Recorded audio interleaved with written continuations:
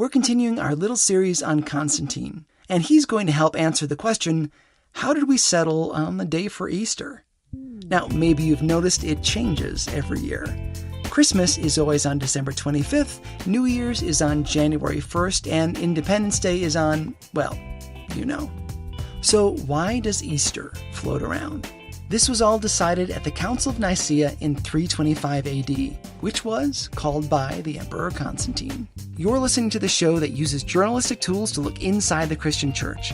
We've pressed pause on the culture wars to see how we got here and how we can do better. I'm Chris Starin. This is Truce.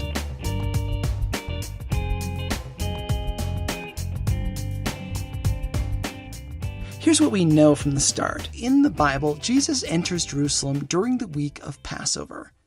Passover is a Jewish celebration, remembering the story of Moses and the Exodus. The people of Israel are being held captive by the Egyptians. So, to free the people, God sends a lot of nasty plagues on Egypt. One of those is an angel who swept through Egypt to kill the firstborn in each family. Unless the family put the blood of a lamb above the door. Then the angel would, wait for it, pass over the household. Hence the name Passover. Jewish people celebrate this holiday every year according to the Hebrew calendar. Eating special food, reading the story, and coming together as a family. Year after year after year. Right up until the time of Jesus.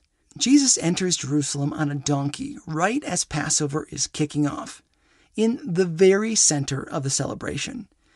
It's the difference between watching the ball drop on New Year's Eve at home versus being in Times Square in New York. He's at the center of the Passover party. But by the end of the week, he's wrongfully accused, nailed to a cross, and resurrected. So, one line of thought is, why not celebrate Easter the same week as Passover every year? I mean, seems like a natural choice, right? Well, it's not that easy. The date of Passover is set each year according to the Hebrew calendar, which, by the way, does not line up with ours, the Gregorian calendar, or for that matter, the Roman calendar of Constantine's time. So let's say that we chose March 22nd as the day we're going to celebrate Easter every year. This year, it might coincide with Passover, which is great, except next year it won't, because the Hebrew calendar doesn't line up with ours. It's about 19 days off each year, which is compensated for by adding an additional month every 3 years. So it falls behind for 3 years and then catches up. If Easter is on March 22nd this year to line up with Passover, when we all sit down together next year on March 22nd, it won't be Passover. So the job of the people at the Council of Nicaea was to decide how to make up for this 19-day discrepancy. They could always just say, float Easter around with Passover. We figure out when the Passover is, add a few days to get to the resurrection, and voila! Except that wouldn't work either, because the council members wanted Easter to occur on a Sunday every year. And I'm getting tired of saying this, but the two calendars didn't line up. This year, Easter would be on a Sunday, and next year it could be on a Tuesday. I mean, a Tuesday. And nobody wants to celebrate Easter on a Tuesday. Not to mention they wanted it to line up with a Christian day of rest. Okay, so scrap the idea of the floating Passover. And they couldn't just say it'd be on March 22nd every year, because next March 22nd would maybe be on a Wednesday. They needed a better plan. They decided to tie it to a Sunday.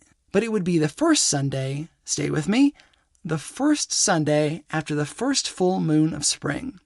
I'll say it again, the first Sunday after the first full moon of spring.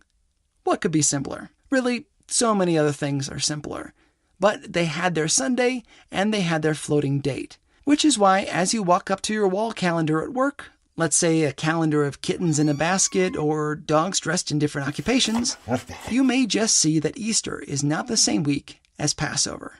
And now you can explain to your friends why that is, and tell them all about Constantine and the Council of Nicaea from 325 AD.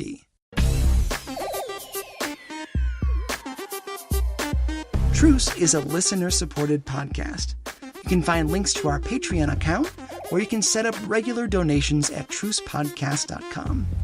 Once there, you can find links to our Twitter, Instagram, and Facebook accounts, sign up for our unobtrusive and informative email updates, see pictures and links, and learn about my novel Cradle Robber, and my movies Bringing Out Bobby and Between the Walls, both of which are streaming on Amazon Prime.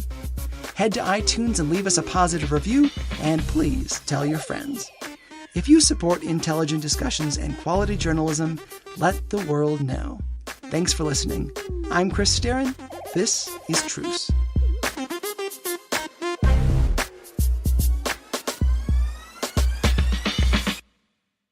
Hey folks, before we go, there's one more thing. I did an ad swap with a homeschool podcast, and so their ad's going to be playing in just a moment, and they're going to be playing one for the Truce podcast on their show. So here you go. Do you believe in homeschooling? Here's your chance to help spread the word that homeschooling is good for students, it's good for families, it's good for America. Go to schoolhouserocked.com/Kickstarter and join the movement to spread the word about homeschooling through movie theaters nationwide. From September 10th until October 12th, you have the opportunity to partner with us and show the world what homeschooling is all about. Visit schoolhouserocked.com/Kickstarter today.